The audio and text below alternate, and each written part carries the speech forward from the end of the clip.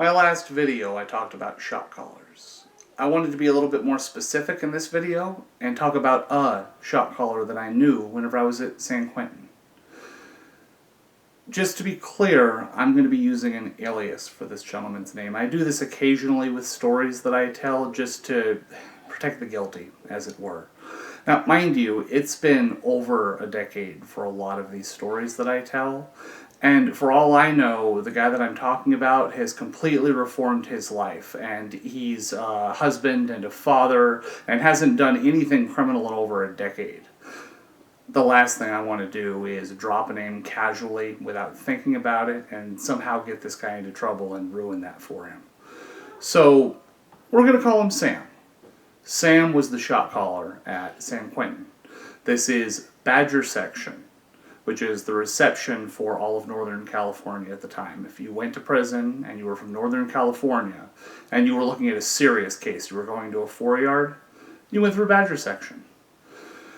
There were 2 tiers, meaning that there were a total of 100 cells or 200 inmates who were active GP inmates in this section.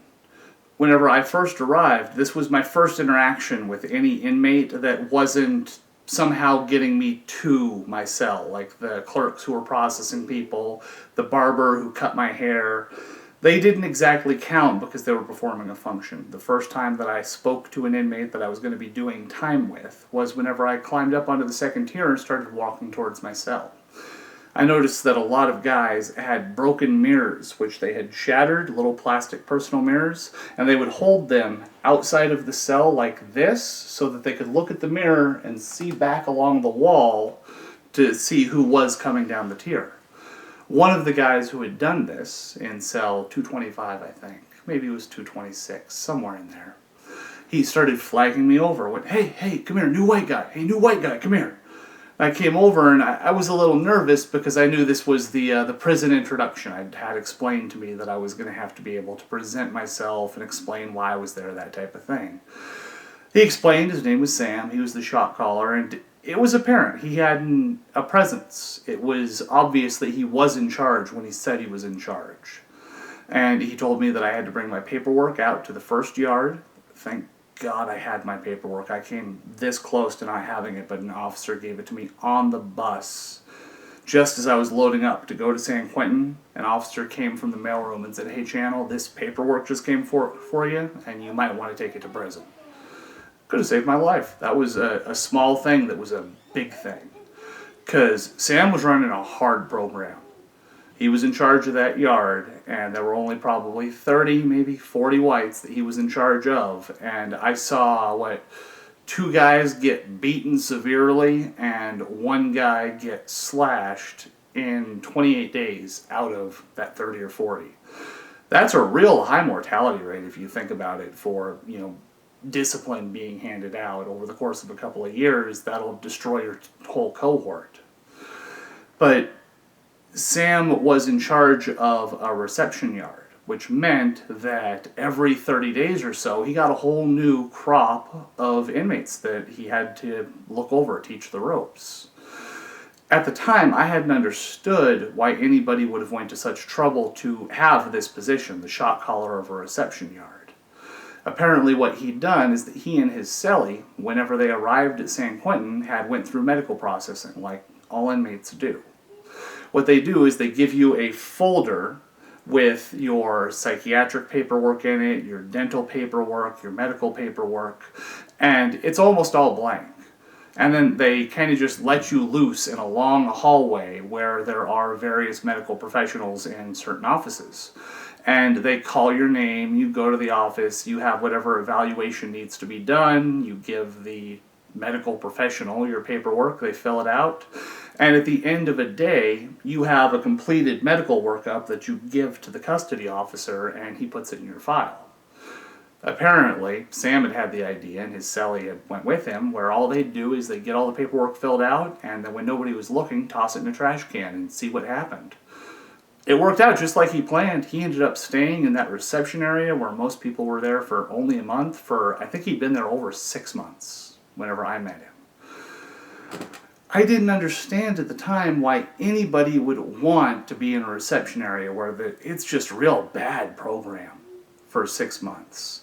You have very little yard. This was San Quentin. I've described the stink of this place, and he was volunteering to be there. Now that I can look back, I totally get it. He was playing a very clever version of prison politics. You see, because there's such a turnover in this area, every 30 days or so you get a new batch of inmates, it would be easy for him to establish himself as the shot caller. He'd be given the keys to that little nothing yard, and if over the course of 6 months he put down a hard program, maybe stabbed a child molester that tried to sneak through, beat up guys that wouldn't handle the program properly, he'd be able to go to his next yard and make the argument, hey, whenever I get back to the shoe and meet the shot callers, they need to give me a yard. I've already ran a yard. It's a way of working his way up the prison politics ladder, I suppose, and very clever. I didn't get it at the time. Sam was violent, angry, in great shape. He had a real tight physical program.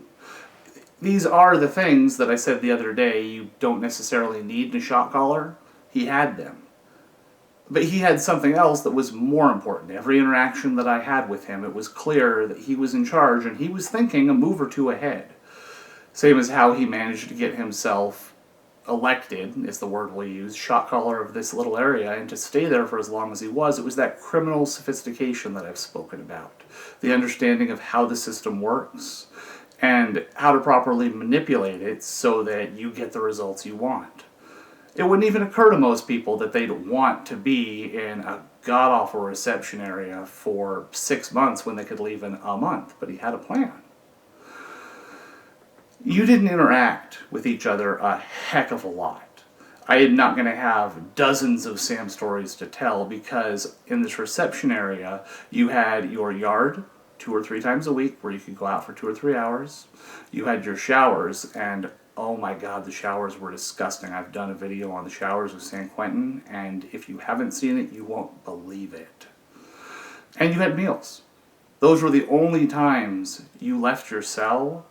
So you had to get a feel for somebody rapidly. It's not like I spent hours and hours just hanging out with Sam. But I was able to get a feel for his character, and he was ambitious, he was driven, and I do think that he decided that the prison gangs were the way he was going to find success. It's admirable in a way. I don't mean deciding that you're going to be successful in a prison gang. I can't imagine a worse way to spend your life and your potential. But he worked literally every day for months and months to establish a name for himself in this group. He stayed at a crappy prison and had a low quality of life. And it was all part of a plan, and it wasn't even just a 6-month plan. He must have had a multi-year plan in place to get his name out there, to get known. That's what it takes to work your way up the ranks in a prison gang. I've known guys who worked in legitimate businesses that didn't have a 5-year plan for how to get noticed, and who certainly wouldn't have suffered for 6 months in a bad position so that somebody in leadership would notice that they'd worked hard. And I suppose that does speak to what makes somebody successful. It's not even necessarily where you work, it's how you plan and how hard you work at it. Take a moment. Come up with a plan. And it doesn't need to be a 6-month plan or a year-long plan, and it certainly doesn't need to entail your living in miserable living conditions. But just plan for a couple hours. Think about what it is that you want to succeed at and what steps you can take to do it. If Sam can find a way to go from being in Badger section of San Quentin to possibly leading a gang, I like to think the rest of us have plenty of untapped potential that we can use too.